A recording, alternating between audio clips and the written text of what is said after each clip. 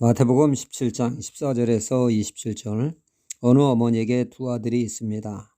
어머니의 생일날 큰아들은 생일 선물로 화장품을 준비해서 드렸고 막내 아들은 장난감을 준비해서 드렸습니다. 어머니는 큰아들의 선물을 기쁘게 받았는데 막내 아들 선물은 의아해하는데 막내 아들이 말합니다. 이 장난감은 내가 제일 좋아하는 장난감이니 어머니도 이 장난감으로 즐거운 시간을 갖게 될 것이라는 것이죠. 이 이야기에서 우리가 알 수 있는 것은 성숙과 미성숙의 차이를 엿볼 수가 있습니다. 성숙한 사람은 상대방을 먼저 생각하고 배려합니다. 하지만 미성숙한 사람은 자기중심적으로 생각하고 행동을 하죠. 큰아들은 어머니가 꼭 필요한가를 생각하고 선물을 준비한 반면 막내는 선물을 준비하되 선물 받을 상대는 생각지 않고 자기가 좋아하는 것을 기준 삼아 행동하므로 미성숙의 극치를 보여주고 있습니다. 신앙 인격도 이와 같습니다. 성숙한 신앙은 늘 상대를 먼저 생각하고 배려하게 됩니다. 하지만 미성숙한 신앙은 남을 배려할 여유가 없습니다. 오직 나만 좋으면 그만입니다.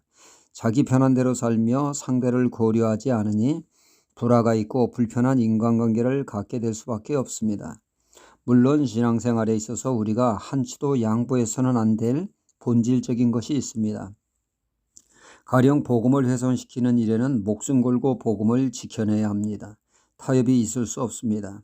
진리에 관한 한 그래야 합니다.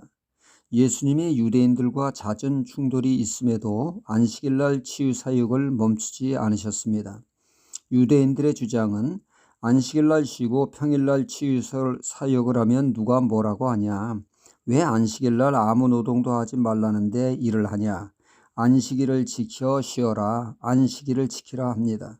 그들이 그렇게 반발하고 싫어함에도 불구하고 주님은 이에 아랑곳하지 않고 계속해서 안식일 치유사역을 감행하셨습니다. 주님은 안식일을 범하는 자, 고로 하나님께로부터 오지 않은 자라고 하는 오해를 받으면서까지 안식일 사역을 감당하심은 그들에게 안식일의 참 의미를 깨우쳐 주기 위함이셨습니다. 병든 자에게 참된 안식은 병으로부터 치유받는 그날이라는 것이죠. 안식일날 그들의 치유하여 진정한 안식을 누리게 하는 것이 안식일이 아니겠느냐 하시면서 행동으로 가르치신 것입니다. 이는 본질적인 문제이기 때문에 그렇게 하신 것입니다. 그러나 본질적인 것에는 우리가 유연하게 행동을 해야 합니다. 우리의 삶 속에서 혹여 사람들에게 오해의 소지가 있고 은혜롭지 못하다면 우리의 권리를 주장하기보다는 상대를 배려하여 우리의 권리를 제한하는 삶을 통하여 오해함이 없도록 혹여 우리의 권리를 사용함으로 주위 사람들이 실족하는 일이 없도록 배려하는 성숙한 신앙인의 모습을 보여야 한다는 것입니다. 덕을 끼치는 삶을 위해서 우리의 권리를 제한할 줄 아는 삶의 자세가 필요하다는 것이죠. 오늘 말씀이 이것을 다루고 있습니다. 성전세는 율법이 정한 것으로 이스라엘 사람은 의무적으로 누구나 내야 합니다. 그 성전세로 성전을 유지 보수하는 데 쓰였습니다. 일반인에게는 모두가 적용되지만 예외적으로 세금 면제 대상이 있는데 통치자와 그의 가족들은 예외였죠. 주님은 이를 말씀하시면서 예수님은 하나님의 아들이시므로 성전세를 내는 데 있어서 세금 면제 대상이라는 것이죠. 안 내는 것이 당연하지만 주님은 베드로에게 이 사실을 모르는 사람들이 예수님을 율법을 어기며 성전을 무시한다라고 하는 오해를 사 그들 신앙에 유익이 되지 않을 수 있으니 성전세를 내신다고 말씀하십니다.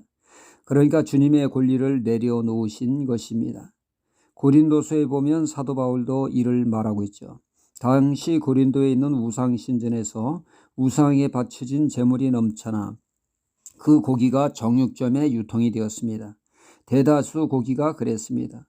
고린도 시민들은 누구나 다 아는 사실입니다.